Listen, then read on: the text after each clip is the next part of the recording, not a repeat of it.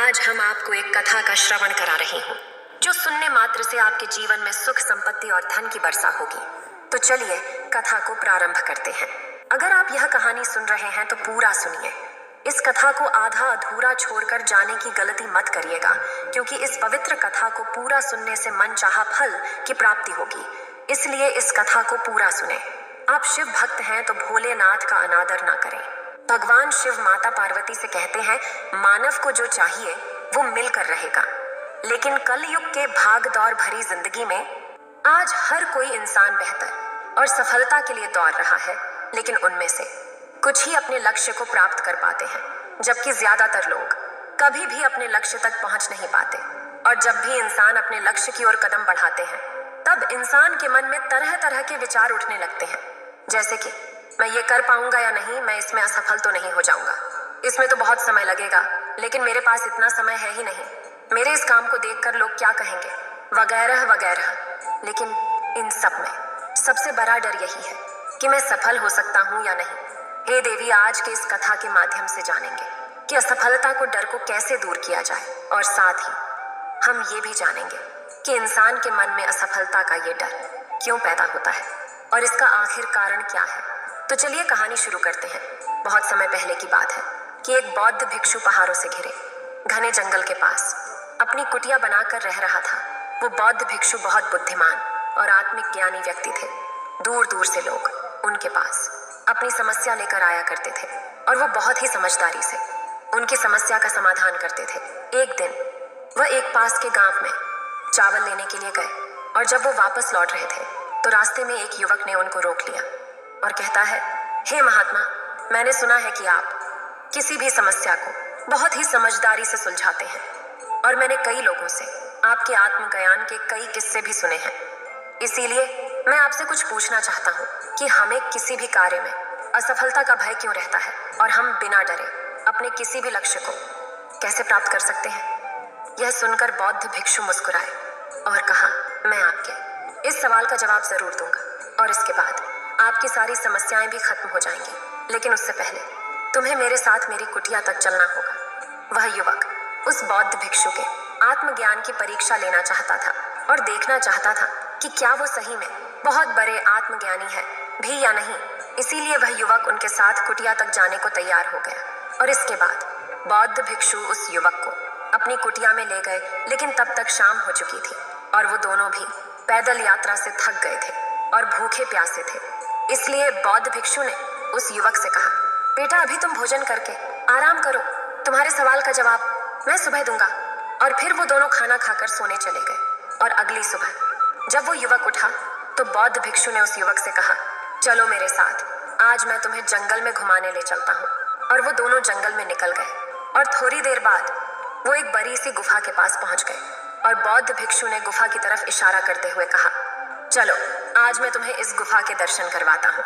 और युवक ने उत्सुकता से कहा, जरूर महाराज, मुझे भी जंगल की गुफा देखने की इच्छा बहुत पहले से थी। इसके बाद वो दोनों गुफा के अंदर चले गए, और गुफा के अंदर काफी अंधेरा था। और थोड़ी देर बाद वो बौद्ध भिक्षु चुपचाप तरीके से गुफा के बाहर निकल आते हैं और एक बांस के बड़े दरवाजे से उस गुफा के द्वार बंद कर देते हैं। थोड़ी ही देर में उस युवक को एहसास होता है कि वो अकेला है और अंधेरे में खो गया है, और वो डर से गुफा के अंदर बहुत जोर से चिल्लाने लगता है कि आप कहाँ हैं महात्मा, आप कहाँ चले गए हैं, आप मुझे जवाब क्यों नहीं दे रहे हैं। लेकिन काफी देर तक जब कोई भी जवाब नहीं मिलने पर वो घबरा गया और वापस गुफा के द्वार की ओर भागा। जैसे ही वो गुफा के द्वार पर पहुंचा तो वो हैरान हो गया कि किसी ने गुफा का दरवाजा बंद कर दिया है, और वो सोचने लगा कि मैं गुफा के बाहर अब कैसे निकलूंगा। अब वो उस अंधेरी गुफा में बिल्कुल अकेला था, बहुत डरा हुआ था और परेशान था। वो सोचने लगा, क्या वह बौद्ध भिक्षु ने उसे मारने की कोई योजना तो नहीं बनाई थी।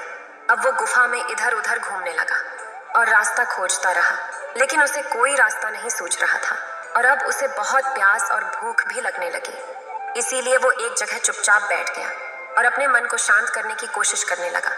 और कुछ देर बाद ही उसने देखा कि एक रोशनी कहीं दूर से सुरंग में से आ रही है, और उसने धीरे धीरे उस रोशनी का पीछा किया और देखा कि एक छोटा सा सुराग बना हुआ है और उसमें से वो निकल सकता है, लेकिन वो सिरा उसकी पहुंच से बहुत ऊपर है और उसने बहुत कोशिश की, पर वो वहां तक पहुंचने में सफल नहीं हो पा रहा था और अब वह थक के वापस जमीन पर बैठ गया।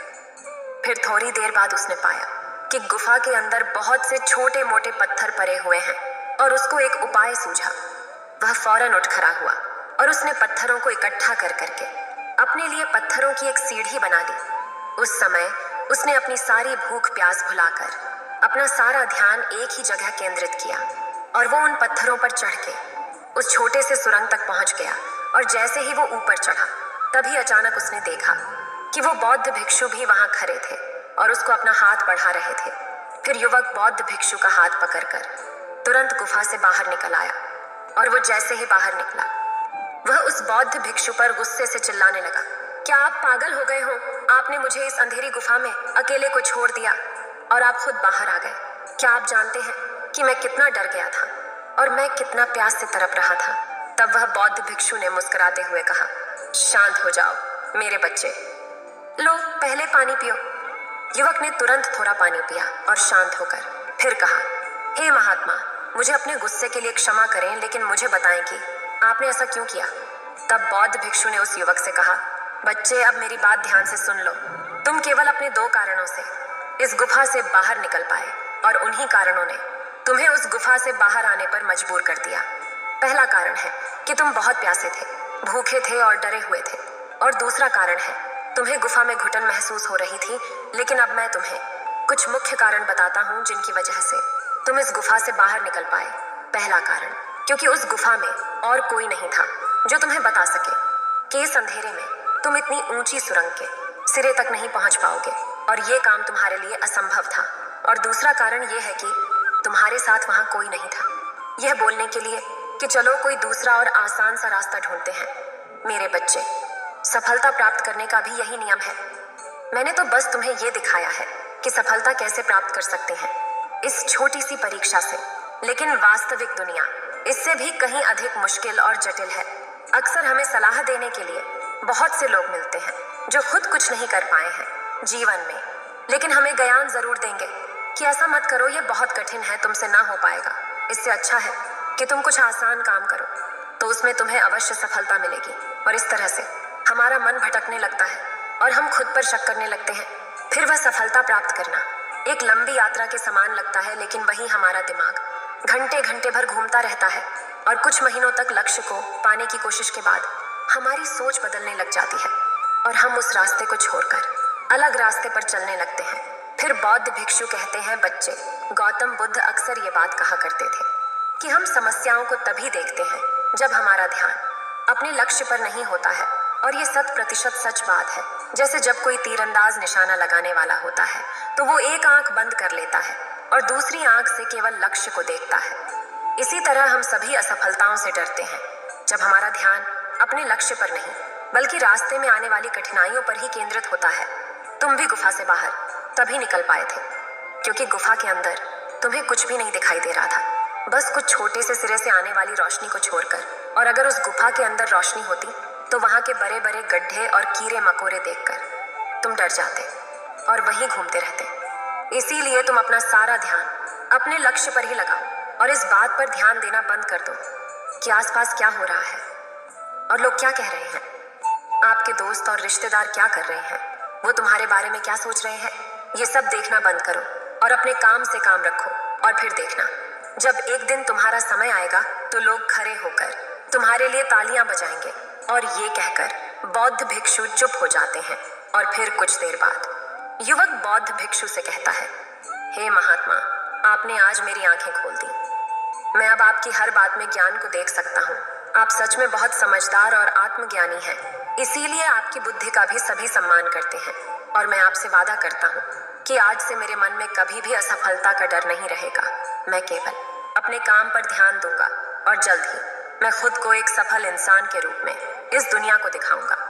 यह कहकर लड़के ने बौद्ध भिक्षु को धन्यवाद दिया और अपने गांव वापस चला गया। फिर माता पार्वती कहती है, अगर ये कहानी आपके जीवन में कुछ बदलाव लेकर आती है तो एक बार ओम नमः शिवाय लिख दीजिए। इस वीडियो को बोलते समय कोई त्रुटि हो तो मैं क्षमा चाहती हूँ। उम्मीद है आप सभी को ये वीडियो अच्छी लगी होगी। अगर आप शिव के सच्चे भक्त हैं तो चैनल को सब्सक्राइब और वीडियो को लाइक करके कमेंट में हर हर महादेव लिख दीजिए।